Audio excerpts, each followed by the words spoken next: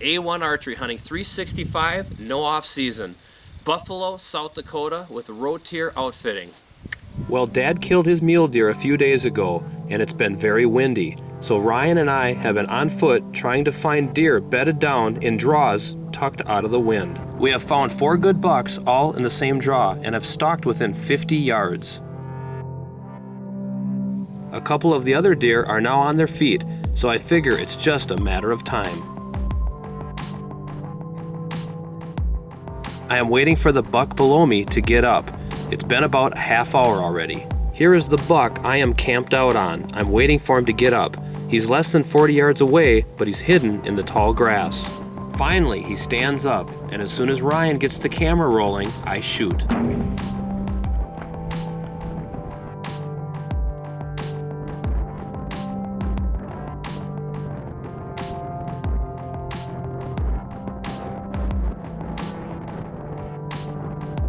He doesn't make it very far, and he's down for good.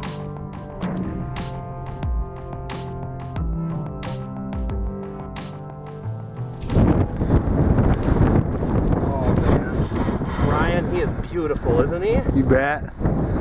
He's not forked on that side, but he's just a beautiful, oh look how big he is. Oh man, I'm so pumped up. I can't thank you, Ryan. I can't thank you enough. What a great hunt. I mean, I'm really glad I got one, but I'll be honest, man, my dad getting his. Day 3 here in South Dakota, hunting with Ryan Rotier of Rotier Outfitting. Unbelievable. Super windy day, so we didn't have a lot of options. The deer were tucked into these little draws on the back of Ryan's ranch. So we just spent a day hiking. We probably put on, I'd say, between 4 and 5 miles, just glassing up and down draws. We ended up finding the best bucks of our entire trip out of, I guess, the last 3 days. Way back in one of these draws, all kind of bedded relatively close together, and Ryan picked a beautiful stalk approach.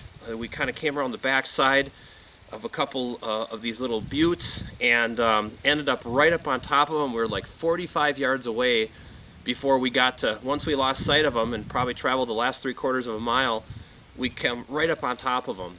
Well, they were bedded down, and this one I could see the best. I was the closest to it, and we contemplated on if we should get him up or not. Well, I didn't really want to do that. I've had my best luck just waiting him out, and so we probably sat there close to a half hour. And during that time, every time he'd turn and look away from me, I would inch, a few inches closer to him.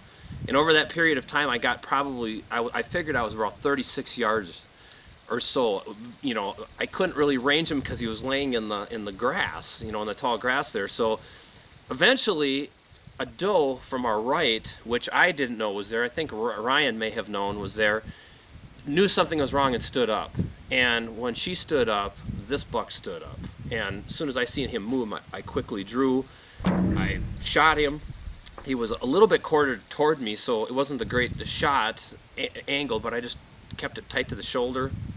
You could see he went down, went up, and he was probably dead within 10 seconds of me shooting him. He just hit the ground, and we were so happy because, we put a lot of miles on. We've been looking for a great deer. We found these, these 3 nice bucks laying together, and was able to get this one sorted out, picked out, and just making a great shot and getting him shot and seeing him go down on video. Wish I would have had more pre-footage, but just the way that it worked out, we were just about had a full camera. Our card was almost full, so we had to be very sparing when we filmed and when we didn't. So matter of fact, after Ryan got the shot on video, we had to delete a couple of scenes from earlier in the hunt to make room to get a little bit of recovery, and then we were losing light. So it's the next morning here. We're getting ready to take care of this deer, pack up, and head back to Wisconsin. But it's been a great hunt. Appreciate it, Ryan. And I guess until next year, keep a tab on these mule deers, because we definitely want to come back and chase them again.